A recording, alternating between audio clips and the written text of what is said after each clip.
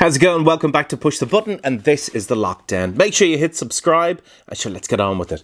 Today's guest we're going to chat to, and I'm really excited about this because I'm a bit of a gardening nerd when it comes down to it. I haven't really much of a clue about it, but I like to get my hands dirty. He's a garden designer, a landscaper, an award-winning landscaper garden designer. Let's catch up on the Lockdown with Peter Donegan.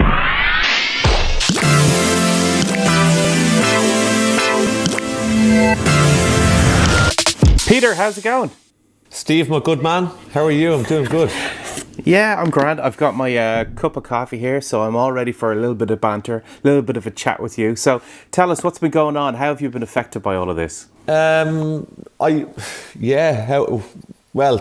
think we've have a garden on the way to Hampton Court Palace Flower Show. For those who aren't aware, that's the largest flower show in the world, organised and run, managed by the RHS, the Royal Horticultural Society, the oldest horticultural society in the world. And that's supposed to be going there, starting build on the 17th of June.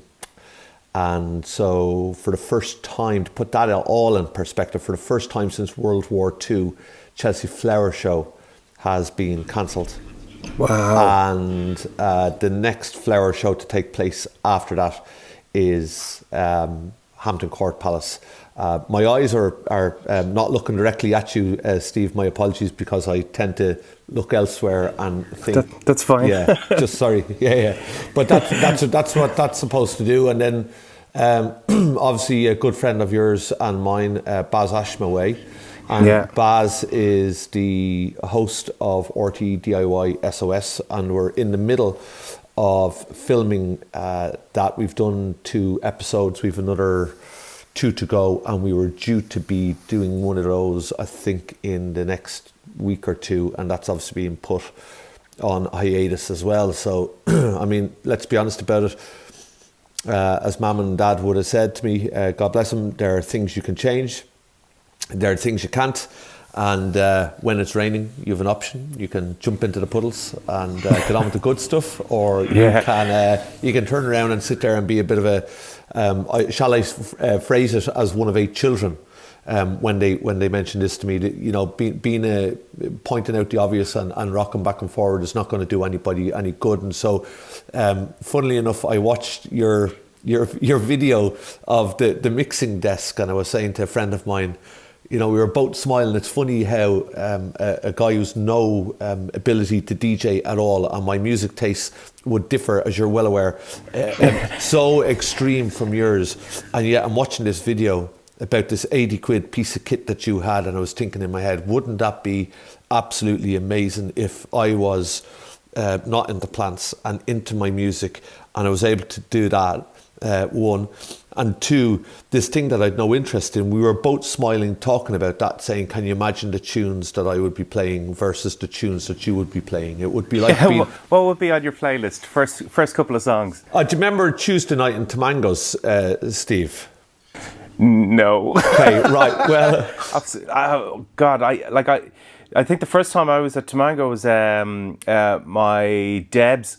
And because we lived in Blanchardstown, it was just too far for us to go to. So Tuesday Night in Tamangos wasn't a thing for me. So explain. Well, I'm one of 8 children. So when I was growing up, we had an uncle who used to be away a lot, and he came back to myself and my 2 older brothers at the time, and he had a suitcase. A briefcase, my apologies. And when you flicked the 2 latches, you opened it up, and the top part was a set of speakers that you could separate, and the bottom part was a vinyl player and a cassette player and a radio. And we knew somebody who could give us seconds vinyl. So 6:30 in the morning, 1983, 84, I was waking up with Hendrix, Joplin, Stones, Led Zepp, The Who, you name it. So I was all of that sort of 70s old school era, sort of a once upon a time in Hollywood kind of a guy, and never really evolved from that. The only difference is I've got my hair cut now,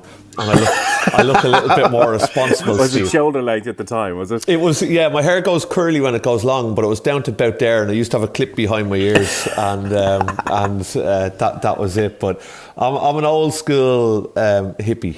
basic. Well, listen, playing old school is always good as well. It doesn't always have to be dance music or anything like that. So, like with DJing, DJs don't just play dance music. You have everything from hip hop to disco to rock as well. Like I've been to some rock nights, which the DJs, what they do with the music is absolutely incredible. So, like, there's different levels of skill with DJing and how you can mix the music. So maybe when this is over and we're all able to meet up, I can maybe give you a lesson and show you how to mix some of your favourite songs together. That would be an absolute honour, my good man. I'd look forward to that so much.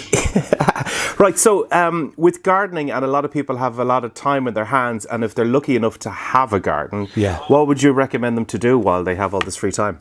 I think the big thing about gardening, Stephen, we've sort of been through this before, after, if you'll allow me, go back a few years, but after the big snow of the recession of 2010-11, without putting a total dampener on people's afternoons.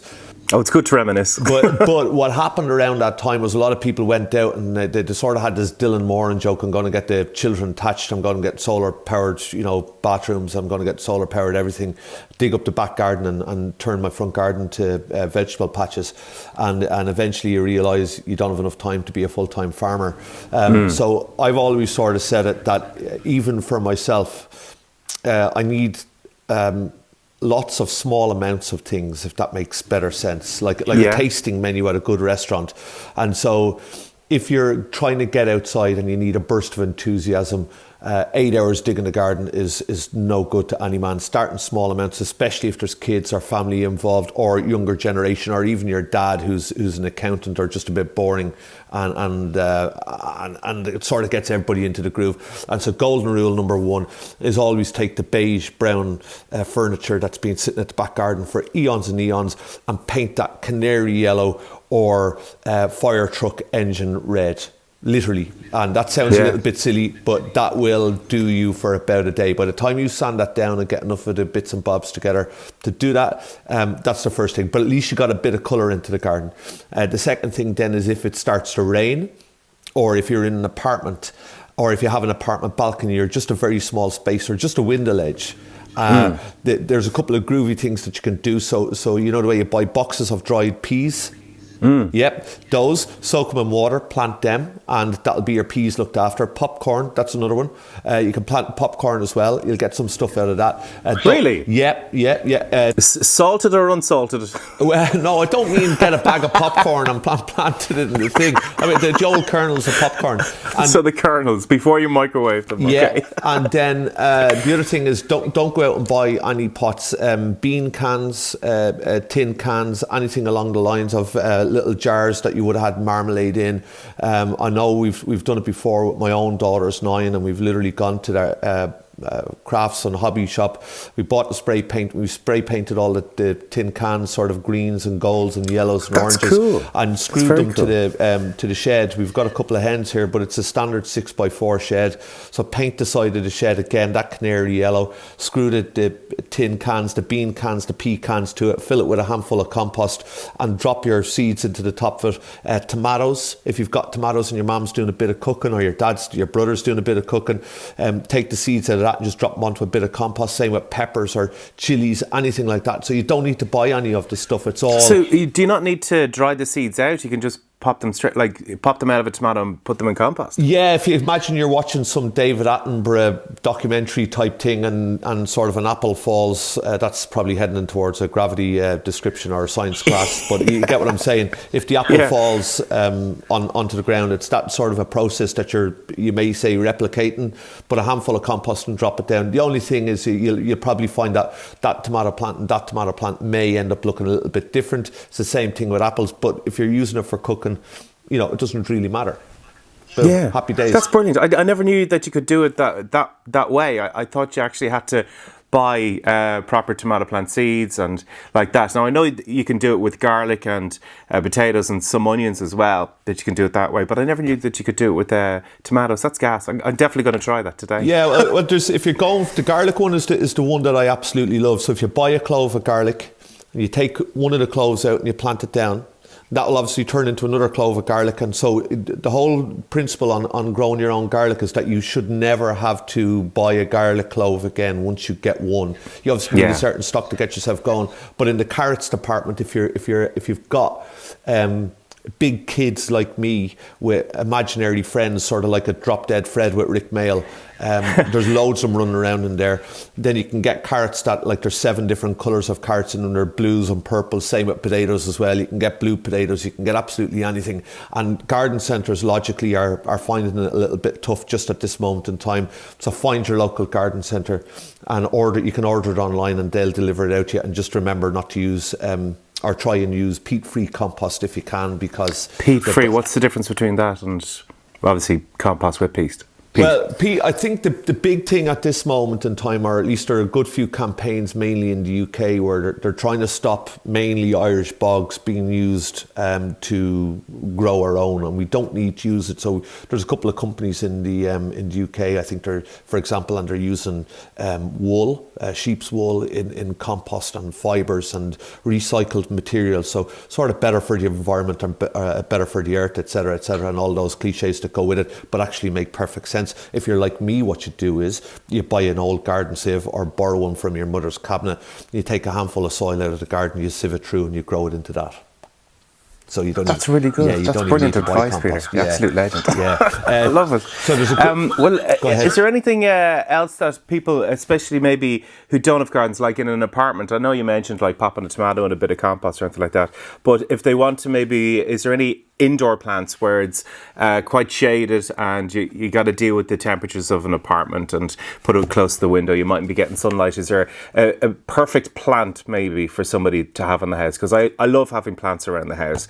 I think it brings life into the house, and I think it's good for the air as well. So is there any one particular plant that you could recommend people have? There's a couple. So for the kitchen, the easiest ones to look after, Steve, are always the ones that you're going to use. So grab a handful, buy a packet of basil seeds. Don't buy them in the pots that you see in the supermarkets. Just buy a packet of basil seeds. Again, get a bean tin and just scatter a few seeds on the top of it. Same with parsley. That's really mainly all you need. Everything else sort of grows outside. Indoor plants that you can totally ignore, spider plants and yuccas. You can, literally just ignore them, leave them in the corner and dust them. The same way you dust not obviously using a spray polish or anything like that, but dust it once a year kind of thing. Away and you're wondering, why is my plant dead? Yeah, just ignore it. Put it in the bathtub once every 2 months, let it soak up water for about 2 hours and then stick it back in the pot. And that's really all you need to do on that one. Excellent. Listen, Peter, it's been a pleasure talking to you. I really enjoyed this chat. Take care, and I promise we will do that DJ lesson and we'll get you mixing your favourite tracks. I've got the start of that S Club 7 thing happening, Steve, some reason or another in my head.